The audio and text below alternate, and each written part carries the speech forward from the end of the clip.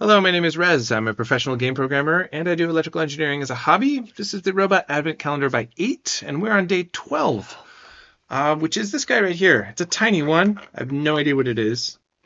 Maybe another transistor or something. But nope, it's a resistor. Let's see what we've got. There we are.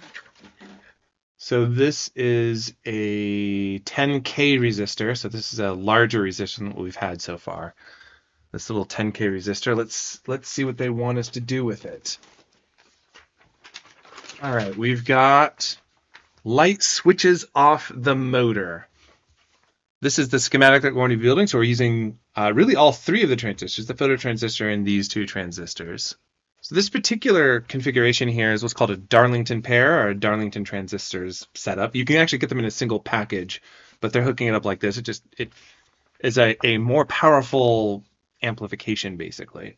Well, let's build the circuit and see what happens. So this is how they want it to be physically configured. Here's what we had before. So we'll grab one of these little connectors. We'll grab this guy. So let's plug it into this thing. I think that's okay. There we go. So we'll plug it in here and here. Yep. So that works. And so I do this when programming. I do this with electrical engineering, really any kind of engineering you want to test it. Because when I first turned this on, and I actually snipped this part out of the video, but when I first turned this on, it didn't work.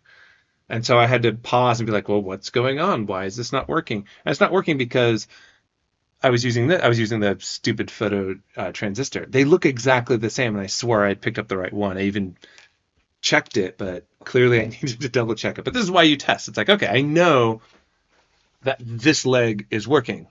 So let's hook up the next piece. We're going to do the Darlington Pair, I think we'll do next. Let's see, we've got this guy. So I think I'm going to set it up like this. There we go. Come on. So they sort of face each other in this way, and this lets me have them. So the two collectors are at the same point, which is that pin 1. So the emitter of this guy is going to go to the base of this guy. Let's do a slightly larger one. And I'm going to do that up here. So we've got base to emitter. There we go. This emitter is tied to ground. Really should start using other colors of wire. I want to try and use only what they've given me, which is the red wire. Okay, so that's that. This collector is going to be on our output, which is what our motor is connected to. So we'll connect our motor here to positive. We'll connect this here to this collector. And the last thing is this guy, but that's already set up. And then finally, we have this guy's base. Okay, so we'll put our 10K resistor here. 10K goes from here to the base. Okay, so it's the base of this guy. This is the entrance to our Darlington Pair. And then coming from base is our phototransistor. Let's double check that that's the one. It is. And let's do it like this. So you're going to go here to here. And I'll just kind of bend this down like I've been doing. And then finally we have to jumper this from here because you're connected to ground. Okay, I think I have this hooked up. Well, let's see what happens. So I'm going to take this and I'm going to try and cover this a little bit. We're going to turn this on. So it's going, and this turns it off. So this is the light switches off the motor. That's our goal.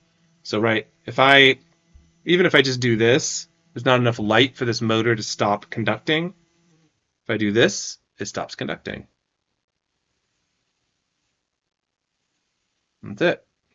We've now basically reversed what we did, what was it, 2 days ago, where we had light switches on the motor. We've now switched this to light switches off the motor. So that's it. I imagine we're going to have this same general setup for the other motor. So we'll see what happens for day 13. But we'll see you tomorrow.